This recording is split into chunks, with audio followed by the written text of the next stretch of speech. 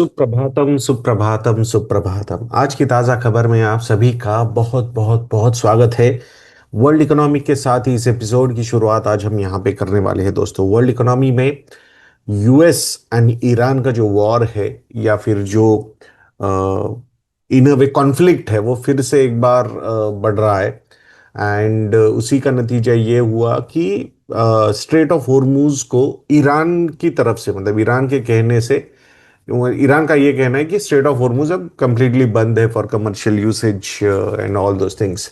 And वही अगर हम यूएस की बात करते हैं तो यूएस की नेवी हो या फिर यूएस डिफेंस फोर्सेस हो या मिस्टर डोनाल्ड ट्रंप हो, तो इन दोनों ने बोला है कि नहीं, वहां से अभी भी कमर्शियल मूवमेंट चल रहा है। It is not closed, it is completely open. तो आई थिंक जो अटैक हुए हैं एक दूसरे पे मतलब कैसे कि ईरान पे तो 300 प्लस टारगेट्स पे अटैक किए हैं 3 नाइट्स में यूएस ने। और ईरान ने भी यूएस लिंक्ड फैसिलिटीज जो है वो जो कतार में है, यूएई में है, जॉर्डन में है, कुवैत में है या एंड ओमान में भी है, तो वो टारगेट किए हैं। ठीक है, ये गल्फ कंट्रीज ने जो मल्टीपल मिसाइल्स एंड ड्रोन्स इनकी तरफ आए थे वो इंटरसेप्ट भी किए हैं। सो इसका नतीजा क्लियरली यही है कि शिपिंग जो है वो एक डेंजरस जोन में रहेगा। सो ईरान ने ऑलरेडी बोला है कि उन्होंने 2 वेसल्स को अटैक किया है। 23 crew members were rescued from one attack ship and one vessel के ऊपर का जो बंदा है वो मिसिंग भी है, ऐसा बोला गया है। सो इन अ वे बॉटम लाइन तो यही है कि टेक्निकली जो स्ट्रेट है वो ओपन है टेक्निकली, बट नॉर्मली अगर देखते हैं हम तो safe shipping is far from restored. And that is the reason I think आज भी क्रूड ऑयल के प्राइसेस ऊपर रह सकते हैं। फ्राइट या फिर इंश्योरेंस प्रीमियम्स भी अगेन ऊपर जा सकते हैं।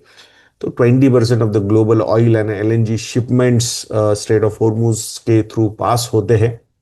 तो अगर ये वॉर बढ़ता है तो डेफिनेटली वहां पे प्रॉब्लम ज्यादा हो सकते हैं।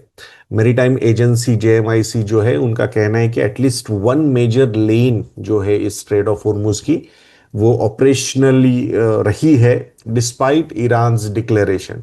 And that's what I think उसी को majorly US is trying to project that कि ये नॉर्मली वहां से मूवमेंट हो रही है। So I think there will be a pressure on crude oil prices और उसी का नतीजा ओवरऑल ग्लोबल इक्विटी मार्केट्स पे भी हो सकता है, जिसका नतीजा हमारे मार्केट पे भी हम देख सकते हैं। आज नेक्स्ट न्यूज जो है दोस्तों वो इंडियन इकोनॉमी के बारे में ही हम बात करेंगे। तो सीएसईबी की एक स्टडी रिपोर्ट आई है जिसमें सीएसईबी का कहना है कि अगर फीमेल वर्कफोर्स बढ़ जाती है इंडिया में, तो इसकी वजह से, इस पार्टिसिपेशन की वजह से अराउंड $700 बिलियन टू $1.4 ट्रिलियन तक का एडिशन इंडियन जीडीपी में हो सकता है अभी के हिसाब से। और 90 million more working women are required in India, मतलब 9 करोड़ विमेन वर्कफोर्स जो चाहिए वो इंडिया में अभी भी और बढ़ना चाहिए to match developed economy participation levels.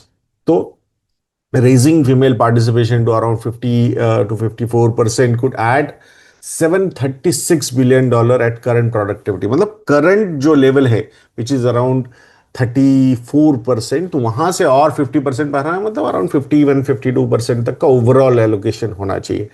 Female participation 2004-05 में 37% का था, जो 2017-18 में गिर के 21% पे हुआ और फिर 2023-24 में ये 34% तक ऊपर आया है। सो अगर विमेन पार्टिसिपेशन बढ़ता है तो it will increase higher productivity, non farm jobs could lift the GDP gain to almost $1.4 trillion. Recovery जो है वो जो मतलब ये जो बढ़ा है ना, ये 21% 2017-18 से लेके 34% इन 2023-24, ये मेजरली बढ़ा है because of rural self employment and subsistence work. ये फॉर्मल सैलरीड जॉब्स नहीं है, ये समझना भी उतना ही इंपॉर्टेंट है। सेल्फ एम्प्लॉयड अर्निंग्स जो है, भले यहाँ पे ये नंबर बड़ा है बट अर्निंग्स जो है वो यहाँ पे गिरी है 32%। एग्रीकल्चरल प्रोडक्टिविटी भी 9% से यहाँ पे डिक्लाइन हुए है। This is indicating distress led employment. So जो कोर प्रॉब्लम है, it is not just social norms, it is the shortage of quality and well paying jobs. तो की फिक्सेस इसके लिए क्या हो सकते हैं कि boost labour intensive manufacturing, exports को बढ़ावा देना चाहिए, एफटीएस फ्री ट्रेड एग्रीमेंट्स हो या फिर चाइल्ड केयर हो, flexible work and health education spending अगर बढ़ती है तो definitely I think it will improve the women work force. So currently India जो है 1% ऑफ जीडीपी पब्लिक हेल्थ पे स्पेंड कर रहा है, रिकमेंडेशन है 3% का। तो डेफिनेटली अगर हेल्थ एजुकेशन स्पेंडिंग बढ़ेगी तो वो भी एक उसका बाय प्रोडक्ट भी वीमेन वर्कफोर्स बढ़ने में हो सकता है दोस्तों। नेक्स्ट जो है वो हम इथेनॉल के बारे में बात करेंगे। बहुत सारा डिबेट चल रहा है इथेनॉल पे, बहुत सारा पॉलिटिक्स भी चल रहा है। तो गवर्नमेंट ने एक रिपोर्ट भी निकाली है जिसमें उनका कहना है कि फॉरेक्स सेविंग्स जो हुए इथेनॉल ब्लेंडिंग की वजह से almost 1.9 lakh crore rupees India ने सेव किए हैं सिंस FY15। इंपोर्ट रिडक्शन जो है ना, मतलब it replaced more than 310 lakhs tons of crude oil. और इथेनॉल यूसेज की वजह से नेट CO2 एमिशन भी जो है वो 930 लाख टन से कम हुआ है। कैपेसिटी सर्ज की अगर हम बात करते हैं तो इथेनॉल प्रोडक्शन कैपेसिटी FY14 में 21 करोड़ लीटर्स की थी। कितनी? 21 करोड़ लीटर्स की। और अब ये 2000 करोड़ लीटर्स की बन चुका है। मतलब आप समझ रहे हो कि यहाँ पे ऑलमोस्ट ऑलमोस्ट 100 टाइम से ये कैपेसिटी यहाँ पे बढ़ी है। शुगर सेक्टर के लिए बहुत बड़ा रिलीफ रहा है, क्योंकि केन एरियर्स जो है are at lowest ever level. Lowest ever मतलब इथेनॉल ब्लेंडिंग केन की वजह थ्रू जो हो रही है, sugar cane. So I think उसकी वजह से जो उनके एरियर पे मतलब पेमेंट्स है वो लोएस्ट लेवल पे जा चुके हैं। Means farmers are getting benefited because of this lot. Export subsidies have not been needed since FY22. So this is a very positive sign. So इसमें maize takes the lead. It supplied 47% of ethanol in FY25 and 36% so far this year. अब E20 का safety claim जो government की तरफ से हो रहा है, इंडस्ट्री से says testing covered 4 years and 4 lakh kilometre of vehicle trials, कि जिसमें ऐसा कोई प्रॉब्लम उनको नजर नहीं आया। But let's see, I think इस पे बहुत सारे डिबेट्स चल रहे हैं। सो हमें आगे पता चलेगा। Government is pushing flex fuel vehicles कि अब मतलब ये टिपिकली इसी मतलब इस ये जो एक इथेनॉल E20 वाला जो फ्यूल है कि जिसमें 20% इथेनॉल ब्लेंडिंग रहेगा, तो उसी तरीके से मतलब उसी को सपोर्ट करने वाले इंजन एंड व्हीकल्स वैसे ही बने। And government is planning to introduce E85 fuel also. So let's see, ये ऑलरेडी काफ़ी इस पे पॉलिटिक्स बढ़ा हुआ है और क्या क्या होता है आने वाले समय में ये भी देखने जैसा रहेगा। नेक्स्ट न्यूज़ जो है वो है फॉरेक्स रिजर्व्स के बारे में। तो इंडिया के फॉरेक्स रिजर्व जो है वो $7.26 बिलियन से बढ़े हैं वीक एंडेड July 3rd। सो अब नंबर है $674.19 बिलियन। प्रीवियस वीक में ये रिजर्व्स एक्चुअली गिरे थे $5.65 बिलियन से। So it is good that कि this week it has improved.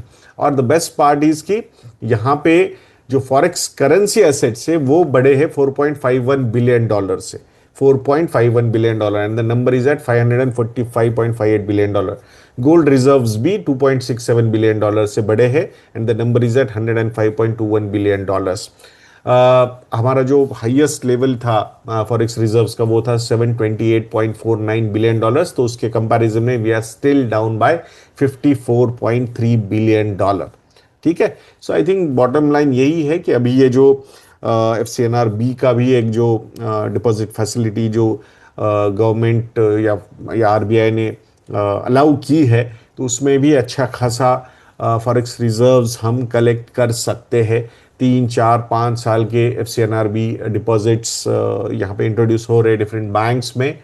तो नेट नेट NRIs के लिए एक अट्रैक्टिव इन्वेस्टमेंट अपॉर्चुनिटी यहाँ पे डेवलप हो रही है, स्पेसिफिकली अगर हम गल्फ कंट्रीज की बात करते हैं तो। अब स्टॉक स्पेसिफिक या सेक्टर स्पेसिफिक बात करते हैं दोस्तों, जिसमें क्विक कॉमर्स इंडस्ट्री के बारे में बात करेंगे।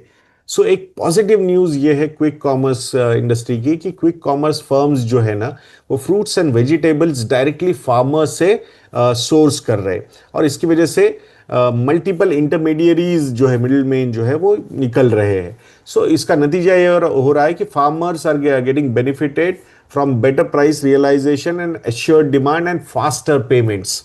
सो ठीक है। और प्लेटफॉर्म्स के लिए ये एक अच्छी चीज ये है कि they are gaining fresher produce, lower procurement cost and tighter quality control, ये उनकी तरफ से होता हुआ दिख रहा है। So data led demand forecasting जो है वो फार्मर्स को हेल्प कर रही है in aligning output with actual urban consumption. So direct sourcing जो हो रही है प्लेटफॉर्म्स जो कर रहे हैं फार्मर से, इसकी वजह से wastage, price volatility and long Mandi supply chains जो है वो रिड्यूस हो रहे हैं। सो हॉर्टिकल्चर फार्मर्स जो है इसकी वजह से काफ़ी बेनिफिट हो रहा है उनको। Fruits and vegetables are high value but highly perishable items, तो जो अच्छी तरीके से प्लान्ड वे से सोर्स हो रहे हैं। The model is also strengthening farmer groups, collection centres, grading and cold chain infrastructure. So overall एक अच्छा इकोसिस्टम यहाँ पे डेवलप होता हुआ हम देख पा रहे हैं। And direct farm to consumer supply chain इसकी वजह से जो डेवलप हो रही है, so that is going to benefit a lot to both the parties. Next news जो है वो है प्राइवेट इक्विटी इन्वेस्टमेंट्स इंडिया में किस तरीके से बढ़ रहे हैं। सो H1 2026 मतलब कैलेंडर ईयर 2026 में जो P investments, private equity investments आए हैं इंडिया में, वो है $8.71 बिलियन के। It is up by 48.1% compare to last year. Last year same period में the number was at $5.88 billion. Deal count कितना है? 743 डील्स यहां पे हुई है। लास्ट ईयर वैसे डील 778 हुई थी बट वैल्यू कम थी। इस बार डील्स का नंबर कम है बट वैल्यू यहां पे ज्यादा है। सो लेट्स होप दैट कि यही कंटिन्यू रहेगा आने वाले समय में भी। सॉफ्टवेयर एंड इंटरनेट ने यहां पे डोमिनेट किया है, इन सेक्टर्स ने यहां पे डोमिनेट किया है। Combined they have raised around $3.64 billion. अगर सेक्टर स्प्लिट हम देखते हैं तो सॉफ्टवेयर में ये पैसा आया है $2.35 बिलियन का, 207 डील्स हुई है। इंटरनेट कंपनीज में पैसा आया $1.29 बिलियन का, 145 डील्स यहां पे हुई है। फाइनेंशियल सर्विसेज में $1.69 बिलियन आए हैं, 37 डील्स हुई है यहां पे। इंडस्ट्री एंड एनर्जी में $1.26 बिलियन आया है across around 54 deals. Consumer sector में $920 मिलियन आए हैं, 111 डील्स यहां पे हुई है। बॉटम लाइन यही है कि प्राइवेट इक्विटी का जो एपेटाइट है वो काफ़ी अच्छी तरीके से स्ट्रेंथन हुआ है, बट क्या जो कॉन्सेंट्रेशन है वो technology, finance and industry and energy businesses भी थोड़ा सा ज्यादा यहाँ पे नजर आ रहा है। दोस्तों नेक्स्ट न्यूज है म्यूचुअल फंड इंडस्ट्री की, इक्विटी म्यूचुअल फंड स्पेसिफिकली। तो इक्विटी म्यूचुअल फंड्स के इनफ्लोज जो है वो 26% से बढ़े हैं month on month, and the number is 28,973 crore rupees for the month of June. मई महीने में अगर हम यहां पे बात करते हैं तो उसके कंपैरिजन में 26% ये नंबर बढ़ा है। मिड कैप फंड्स यहां पे लीड कर रहे हैं। सो मिड कैप फंड्स में 6,090 करोड़ रुपीज आए हैं, 30% above their 12 month average. Small cap funds have received 5,602 crore rupees which is 19% above their 12 month average. Other inflows की अगर हम बात कर रहे हैं तो flexi cap funds have received 5,231 crore, large and mid cap received 4,321 crore, multi cap funds have received 3,070 crore rupees and large cap funds have received 2,067 crore rupees. So mid cap, small cap, flexi cap funds ये तीनों मिला के almost 17,000 crore रुपए उन्होंने attract किए हैं, which is 58% of the total equity flows in the month of June. So I think mid और small cap का फ्लेवर जो है वो फिर से एक बार बढ़ता हुआ यहाँ पे नजर आ रहा है। लॉन्ग टर्म एवरेजेस के कंपैरिजन में, हिस्टोरिकल एवरेजेस के कंपैरिजन में mid and small cap funds, mid and small cap categories are still trading at premium valuation, but the kind of flows we are seeing, so this looks like a re-rating of these particular categories. Though I think investment horizon, and unless your investment horizon is more than 10 years, you should not think about allocating the money towards small and mid cap. ऐसा हमें लगता है risk profile के हिसाब से that is a good idea. ये जरूरी नहीं है कि 10 साल के ऊपर का होराइजन है तो सारा पैसा उसी में जाना चाहिए, फिर उसका एक ब्लेंड आपके इसमें पोर्टफोलियो में हो सकता है, ऐसा हम कहना चाहते हैं यहाँ पे। नेक्स्ट न्यूज जो है दोस्तों वो है एल एन टी फाइनेंस के Q1 के रिजल्ट्स आए। Q1 FY27 में नेट प्रॉफिट जो है वो 29% बढ़ा है year on year. The number is at 902 crore rupees. Total revenue from operations जो है वो भी 22.4% से यहाँ पे बढ़ा है, and the number is at 5,213 crore rupees. Profit before tax जो है वो 31.1% से बढ़ा है, the number is at 943 crore rupees. Loan book जो है वो भी 27% ईयर ऑन ईयर बढ़ी है, and the number is at 1.3 lakh crore rupees. Retail loan book जो है वो 28% से यहाँ बढ़ी है, और ऑलमोस्ट ऑलमोस्ट सारी की सारी बुक ही रिटेल बुक है। 1.28 लाख करोड़ रुपीस की रिटेल बुक है। रिटेल डिसबर्समेंट्स की अगर हम बात करते हैं तो 36% ईयर ऑन ईयर ये डिसबर्समेंट्स बढ़े हैं। The number is at 23,852 crore rupees. Personal loan disbursement जो है वो 126% ईयर ऑन ईयर बढ़े हैं, and the number is at 4,380 crore rupees. Other disbursements की अगर हम बात करते हैं तो फार्मर फाइनेंस 11% से बढ़ा है, एसएमई फाइनेंस 23% से बढ़ा है, एंड गोल्ड फाइनेंस 26% से बढ़ा है। द बेस्ट पार्ट इज कि net interest margin plus fees जो है वो यहाँ पे इंप्रूव हुई है फ्रॉम 10.22% टू 10.47%। एनपीएस की अगर हम बात करते हैं स्टेज 3 एसेट्स की, तो ये घटे हैं फ्रॉम 3.31% टू 2.86%। क्रेडिट कॉस्ट भी यहां पे डिक्लाइन हुई है फ्रॉम 3.43% टू 2.54%, मतलब 89 बेसिस पॉइंट्स का इंप्रूवमेंट यहां पे हुआ है। So it is suggesting that stronger collections and AI led underwriting जो है वो काफी अच्छे तरीके से यहां पे प्ले हो रहा है, अपना रोल प्ले कर रहा है। So strong retail led growth, improving asset quality and AI driven efficiencies जो है उसने एल&टी फाइनेंस को बहुत अच्छी तरीके से हेल्प किया है, and that's why L&T finance has delivered another robust quarter. Next news जो है दोस्तों वो बैंक क्रेडिट के बारे में है, बैंक लोन्स के बारे में है। सो बैंक क्रेडिट ग्रोथ जो है दोस्तों वो 2 साल के हायर लेवल पे जा चुका है, and the number is at 18.6% year on year. So ये 30 जून का जो डेटा सामने हमारे सामने आया है, so that is a positive side. The last higher reading was 19.1% in the fortnight of June 14, 2024. तो आई थिंक उसके बाद ये नंबर काफी अच्छा नजर आ रहा है। डिपॉजिट ग्रोथ जो है वो 13.3% तक बढ़ी है from 12% in the previous fortnight. So outstanding bank credit अगर हम देखते हैं, मतलब टोटल बैंक लोन्स इवन, वो नंबर है 219.3 lakh crore rupees. Outstanding deposits की अगर हम बात करते हैं so that number is 265.4 lakh crore rupees. Credit to deposit growth का जो गैप है वो यहाँ पे वाइडन हुआ है to 570 basis points from 530 basis points so in the previous fortnight. So I think ये नंबर जो है ना, मतलब अच्छा ये होगा कि डिपॉजिट ग्रोथ थोड़ी सी ज्यादा हो compare to lending growth, but so it's okay. I think the kind of competition which got created to fixed deposits, bank deposits, I think that is the main pain point. So let's see. I think these are new trends and which will remain, ऐसा हमें लगता है।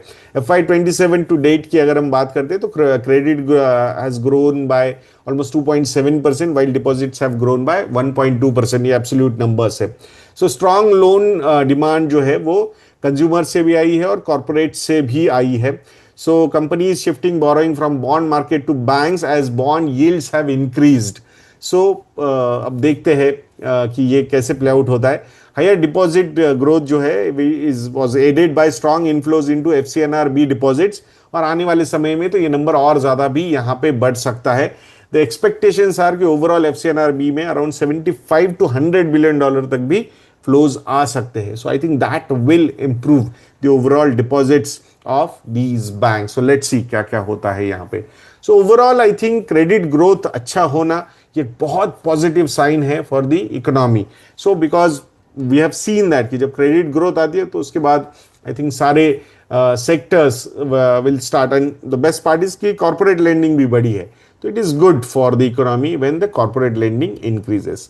तो कैसा लगा ये आज का एपिसोड, ये कमेंट सेक्शन में लिखना मत भूलिएगा दोस्तों। एंड अगर आप लोगों को लगता है कि हम अच्छा काम करते हैं तो हमारे रिसर्च प्रोडक्ट्स मॉडल पोर्टफोलियोज को सब्सक्राइब करना मत भूलिएगा।